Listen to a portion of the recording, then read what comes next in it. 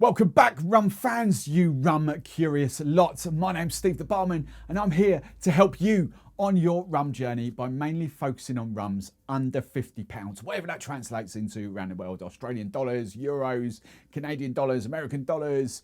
What do you there's a few Cubans. What's your money in Cuba? Whatever your currency is of choice, but 50 quid, translate that into your currency of choice. Today's rum review. It's a sad day. I finished the bottle, look, god damn. Plantation OFTD, old-fashioned traditional dark. That's what we're talking about now. For those of you that have been following me for a few years will know full well that this does not stand for old-fashioned traditional dark. God's honest truth. What it does actually stand for is old flipping Nora. I'm not going to beat myself out, but old flipping Nora, that's delicious. Genuinely true story. What happened was Alexandra Gabriel, Mr. Plantation himself, basically locked that bunch away in a room and basically said to them, "You're not coming out until you blend me and create me an awesome rum." So he locked them away for weeks. No, he didn't. So, they're all in a room together, blending, like playing about with different blends, trying to come up with this perfect sort of Mai Tai, perfect overproof rum. And it got to the point I've heard this story so many times, I can never remember who it was that actually stood up. Part of me thinks it was Paul McGee. The other half of me thinks it was Dave Wondrich. I don't know. I know it wasn't Alexandra Gabriel. I know it wasn't Paul McFadden. I don't know. I think it's one of those two. It could have quite easily been Jeff as well, Beach Bum Berry. I'm pretty sure it wasn't Martin Kate.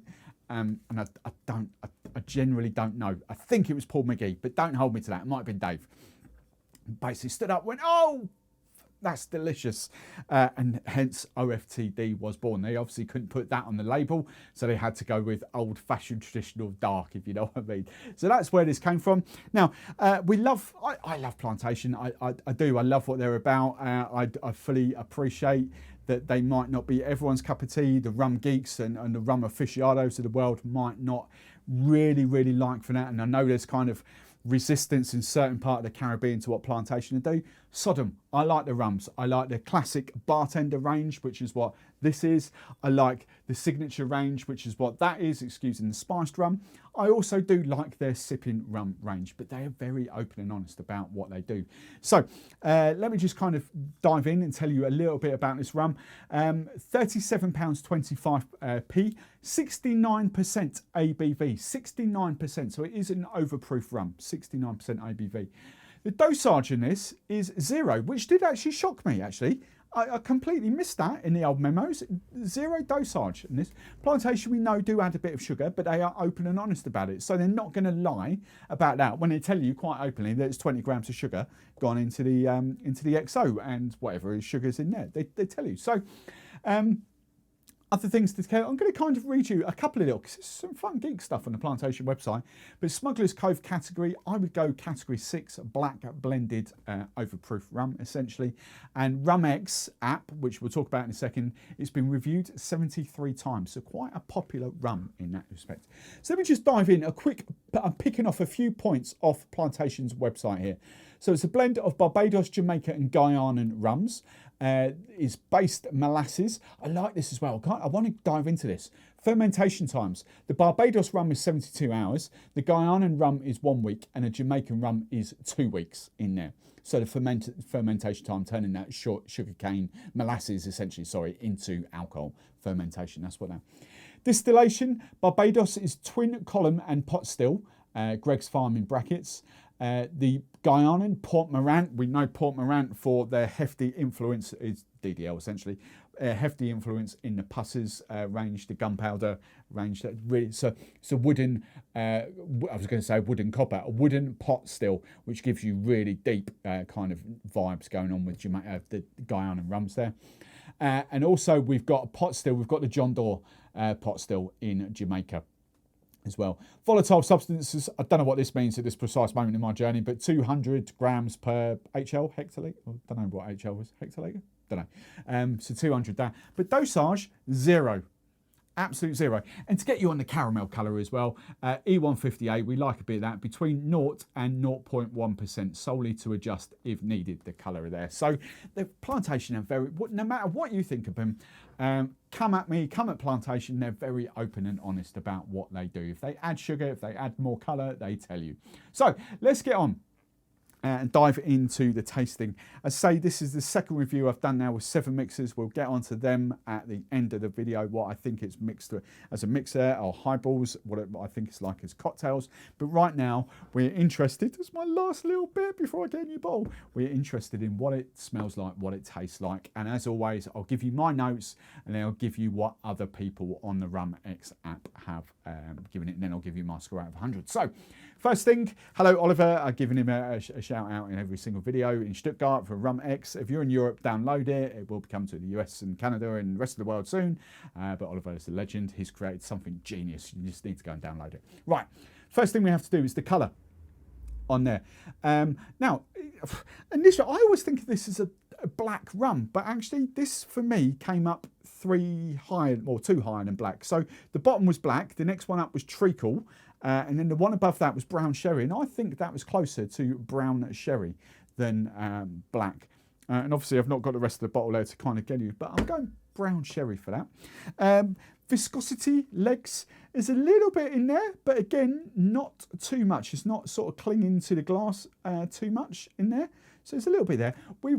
I need to kind of look at more rums to kind of really gauge the viscosity and all the legs and all that to do this. But for them, right, let's get into the old nostril test, the old noses. What are we getting? So on the first sort of immediate nostrils, what did I write down? Brown sugar, caramel, opens out into raisins, which then opens out into chocolate. The last rum I did, I was very specific with dark chocolate. This, for me, is just chocolate, so probably milk chocolate, if you like. My dairy milk, I love dairy milks. So chocolate, and then we get coffee, we get orange, and we get a little bit of vanilla on the finish there. It's lovely. Despite the ABV, the nostrils aren't burning me at all. 69%. It's really not, really not hitting me with alcohol. If I was smelling that, I'd be surprised if you told me that was like nearly 70% rum. I'd be like, really? I really don't get the nostril burn off that at all. So brown sugar, caramel, raisin chocolate, coffee, orange, and vanilla. So scores on the doors. The one score that I always add in is to gauge my gauges of how sweet I think that's going to be. I've scored this a 3. It's not on the app. It's just for me, my own personal reference. Smelling that, 3 out of 5. I think it's got the potential to be a sweet rum. If I was tasting it blind, if I didn't know, I'd be like, oh, it's going to be a little bit sweetish. So, but other scores on the doors. Fruit, I've given it a 3 out of 5. Floral, zip, nothing, nada, absolutely nothing floralness coming out on there. Scott, you'll be happy with that. Spices, 2. Vanilla, that sort of vibe going on there. I have to include that as spices. Woody, oaky notes, yes, there's a bit. 2. Roasted, 2. Rounded, 3. I think it brings in all those different things very well together on the old nostril test. So, tasting. Let's have a little taste of this.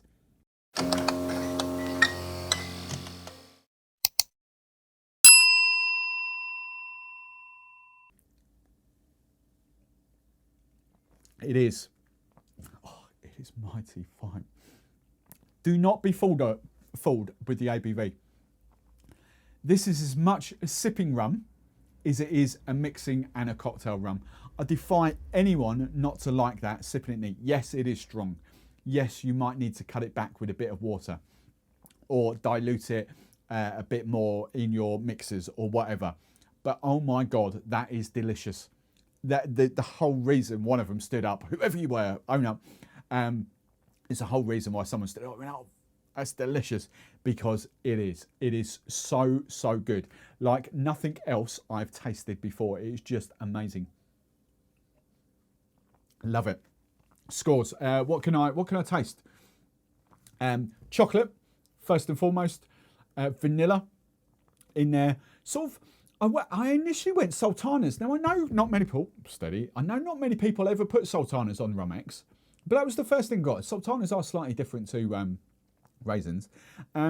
So I went with sultanas, but most people would probably put raisins there. Cinnamon.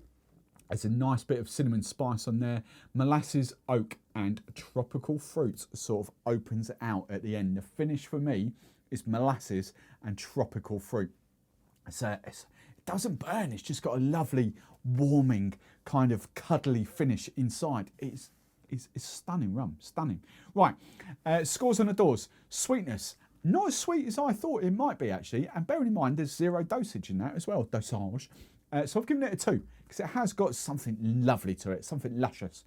2 out of 5. Fruit, 3 out of 5. Floral, no, nothing. Spices, 2. Woody, oaky notes, 2. Roasted, 2. Rounded, 2 out of 5. I really, really like that. Now, before I get into the score out of 100, let's give you what other people have smelt with their own nostrils. Vanilla, alcoholic, woody, raisin, roasted, brown sugar, cocoa. So far, I'm not disagreeing with any of those. Orange. I don't think I picked up orange on the old nostrils, did I? Oh, I did. Yeah, I did. Sorry, of course I did. There it is. Yes, agree with that. Orange, caramelised, fruity, sweet, dark chocolate. Again, remember what I said. Couldn't distinguish dark chocolate. For me, it's more dairy milk. Reminds me more of dairy milk on the old nostrils. Molasses, prunes, and banana. I don't get the banana. That's interesting. So someone with the super nostrils is picking out the Jamaica on that if they're getting a banana, because I ain't on that at all. So that's what others have smelled. What others have tasted. Right, alcoholic, barrel, dark chocolate, sweet, vanilla, roasted, tropical fruits, strong raisin, oily, oily clove. So we've got a few here, woody and fruity. Let's get those out of the way. Right, so these ones, oily, clove, sharpness, and leather.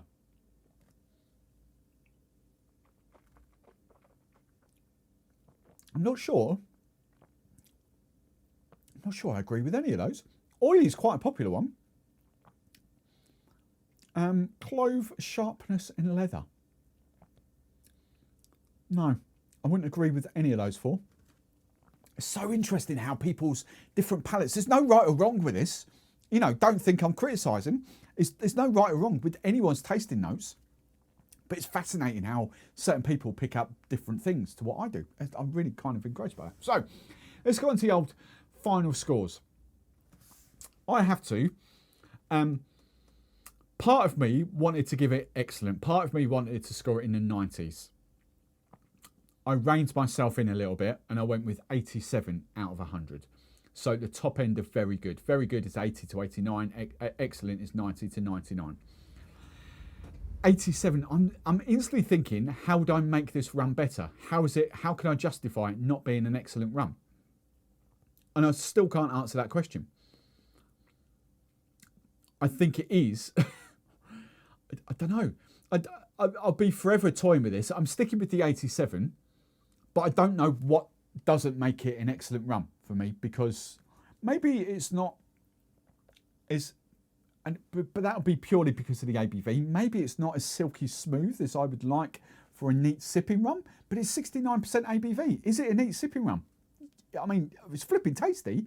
So there's some questions for me to answer around that, but at the moment I'm sticking to 87. I might come back to it in 6 months' time, a new bottle, and kind of think, okay, I'll retaste that, rescore that. But for the moment, I'm sticking at 87.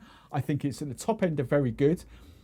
Although I can't justify why I've not given it an excellent, if that makes sense. So, and just to give you what other people have scored this on the RumX app, there is one complete joker, complete numpty, that has scored this in the 10s. So 10 to 19, complete and utter. Yeah, how is that a 10? How is that something less than 19 out of 100? I will never know. So complete joker. So that's bringing the average scores down. And for a start, we've got a few. How many people have reviewed it? So 73 people have reviewed it. 2 people have put it in the 40s. 3 people have put it in the 50s.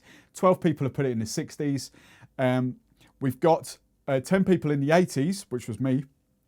4 people in the 90s, which I was almost there. But the vast majority, over 40, are in the 70s. So even though the average score is 74 out of 100, that joker that's scoring it 10 to 19 out of 100 is really pulling that down. So that means that a lot of people are scoring at the higher end of the 70s because of that 90 score in there. So I don't think I'm too far off with that. I'm really, really happy with that score. Before I get into the old summing up, let's have a look at these mixers. Here we go. So first off, rum and coke, delicious. It's a great rum and coke. It really is a great rum and coke. Interesting for me, I really do like it. The one I didn't like actually too much was the spiced orange ginger ale. The ginger beer was the standout for me. Absolutely love it. It's a rum and ginger beer. The ultimate dark and stormy. Not dark and stormy with the N because Goslings have trademarked that, but dark and stormy. For me, the ultimate dark and stormy. That is delicious. That is everything I want from a dark and stormy without even lime, without ginger beer. That is stunning. Ginger ale is pretty damn good as well, but the pinnacle for me is the ginger beer, but the rum and coke is very, very good as well. Now, cocktails. Cocktail time. The daiquiri. Yeah, for me, it's not a daiquiri rum. Perhaps that, it's tasty. It is actually really, really tasty. But it's not what I want from a daiquiri. But this will lead me on to a point in a second. I like clean, crisp daiquiris that are kind of just like so easy to drink. That is lovely and delicious. But there'll be a better, you know, guys, regular guys will know exactly what's coming in a second here. The old fashioned is really, really, rum fashioned. It's a stunning drink. Really, really like that. And the old punch. Now, this is what I meant in the last video when I was doing the boutique signature blend. That, for me, is a distinctive rum. And that's what I want from that test. I want the rum to shine through. I don't want it to be a generic rum. It could be any rum. That, for me, is unmistakably that rum in that drink. And yes, of course, I know it's in there. Would I pick it out blind? I would pick out that it's stronger. I would pick out it's got more rich notes to it. I would pick out that it's got other things going on. There's definitely lots of rum coming through in that drink as opposed to it just being a generic drink. It's a gorgeous rum punch. Same ratios. 1, 2, 3, 4. 1 part sour, 1 part lime, 2 parts sweet, so honey and strawberry, 3 parts strong, 4 parts weak. So even though it's a higher ABV, I've kept it the same. Now, regular viewers, you'll know exactly what's coming in here. Is it a daiquiri? It's a tasty daiquiri. What's the next step up from a daiquiri? The Mai Tai. This is exactly why this sort of rum came to fruition, if you like. They were trying to create the ultimate overproof, the ultimate Mai Tai blend, if you like. I think you could get away with that solely as a Mai Tai. Whether you want to go 45ml, whether you want to go full 60ml and no other rums, I don't even think you need just 15ml of that. I think you can get away with that as your ultimate Mai Tai rum. You can play about by all means, maybe add a bit of agricole, funky, grassy citrus notes to it in there. Maybe go so like 45ml of OFTD and 15ml of some kind of agricole in there as well in your Mai Tais. But I tell you what, that is going to make you a stunning, stunning Mai Tai. Because the daiquiri is not too bad. It's just not what I personally want from a daiquiri, that's all. Would I send that back? No, I would drink that. I would finish it. It's not it's a daiquiri. Out of 10, I'm going to give that a 7. I mean, it's tasty. It's just not a strong 10 out of 10 like my Cubes or 9 out of 10s like my Plantation 3 stars, if you like. So, to sum up, is it value for money? Would I buy it again? Are there other comparable rums in this test? So, value for money. I've forgotten what it was now. Where is it? 37? All the way up the top. I didn't cut and paste there. £37.25. I think that's banging value for money. 69% ABV. That is banging value for money. £37 on that. Comparable rums. Pusses 151. So 75 ABV, 69 ABV. Pusses in its own right is tasty, but it's 50 quid. 13 quid cheaper. hands down, my vote is going for that. Puss's is really, really tasty, but my vote goes for that. Gunpowder, really tasty. Again, £37. Puss's gunpowder proof, so £37, the same price. However, what I love about the Puss's is it is that Port Morant. It is that kind of Guyanan Port Morant wooden pot still that comes out to play in those delicious, rich notes. What I love about this is the different flavours that are bouncing around. You've got the Guyana, you've got the Jamaica, you've got the Barbados in there. It is that one-stop shop. So the choice between those two, even though they are both, for me, permanent stocks, if I had to pick one, I would come back to this again.